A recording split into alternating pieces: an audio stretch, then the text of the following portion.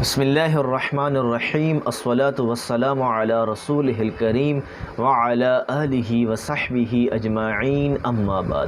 محترم بھائیوں اور دوستوں، جماعت احمدیہ یا قادیانی فرقہ لفظ خاتم النبیین کی ایک تعریف کرتا ہے اور اس تعریف کے پیش نظر مرزا صاحب کی نبوت کو بیان کرتا ہے۔ نبی اور رسول میں کیا فرق ہے، میں اس کی تعریف عرض کرنا چاہتا ہوں، اور قادیانی اس تعریف کو بہت بیان کرتے ہیں۔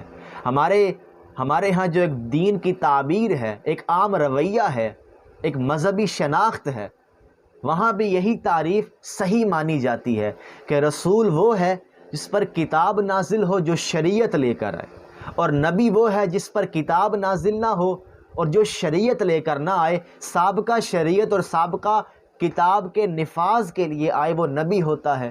لہذا نبی صاحب شریعت اور صاحب کتاب نہیں ہوتا۔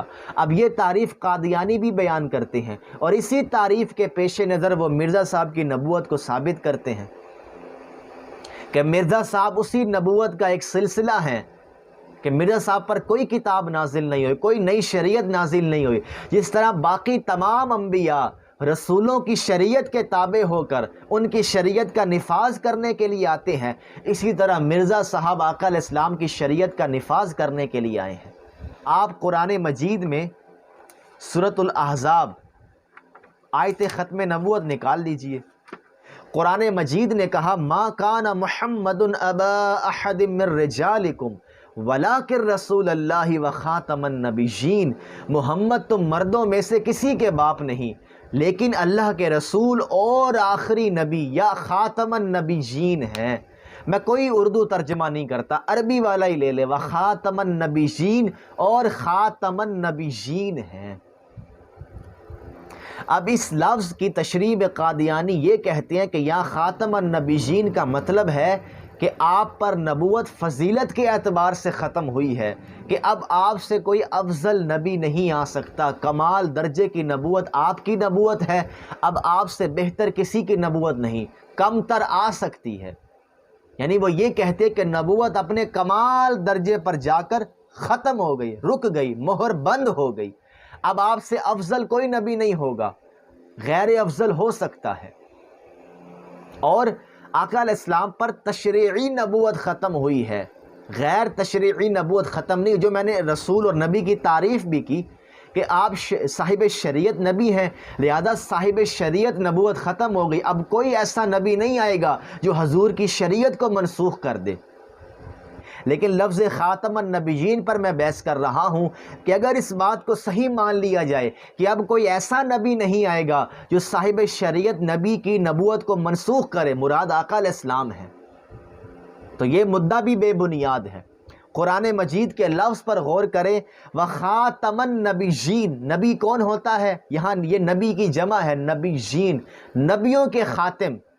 اب ایک نوعیت کا بند ہو جانا، ختم ہو جانا قادیانی بھی مان رہے ہیں کہ آپ پر تشریعی نبوت ختم ہوئی ہے، فضیلت والی نبوت ختم ہوئی ہے، آقا علیہ السلام کے کمالات، آقا علیہ السلام کے درجات، اس سے اب اوپر کوئی نہیں جا سکتا۔ حضور پر نبوت کے درجات بند کر دیے گئے، فضائل بند کر دیے گئے، کمالات بند کر دیے گئے، اور تشریعی نبوت حضور پر بند ہو گئی۔ غیر افضل نبوت، غیر تشریعی نبوت، حضور سے کم تر نبوت جاری و ساری ہے۔ یہ بات کہاں سے ثابت ہے؟ میرا قادیانیوں سے سوال ہے۔ اس آیت کی روح سے میں وضاحت کر رہا ہوں۔ اب اس تعریف کو، میری پوری تمہید کو اگر آپ سمجھ گئے تو غور سے سنیں۔ اب اس تعریف کو صحیح مان لیا جائے کہ حضور پر تشریعی نبوت بند ہوئی ہے، غیر تشریعی نبوت جاری ہے، تو آپ خود ہی بتائیں جس پر شریعت آئے وہ کون ہوتا ہے؟ رسول۔ اور بند کیا ہوئی ہے؟ تشریعی نبوت، یعنی کہ صاحب شریعت نبی آنا بند ہو گئے۔ تو صاحب شریعت نبی کون ہوتا ہے؟ رسول۔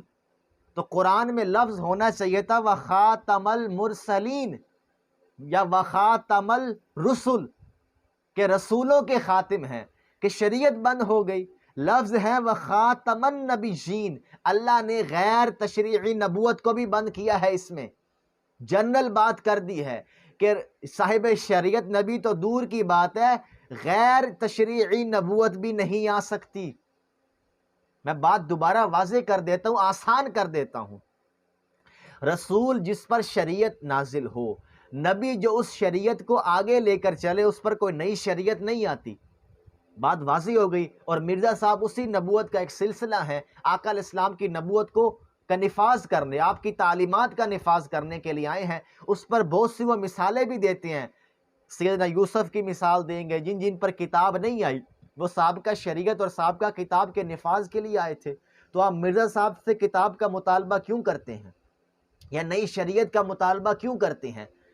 تو اس کا جواب دے رہا ہوں کہ اگر تو ہم یہ مان لیں کہ آقا علیہ السلام پر تشریعی نبوت کا اختتام ہوا ہے، تو یہاں لفظ آنا چاہیے وَخَاتَمَ الرُّسُلِ، چونکہ رسول وہ جو شریعت لائے، اور اللہ نے شریعت والی نبوت بند کر دی ہے کہ نئی شریعت اب نہیں آئے گی۔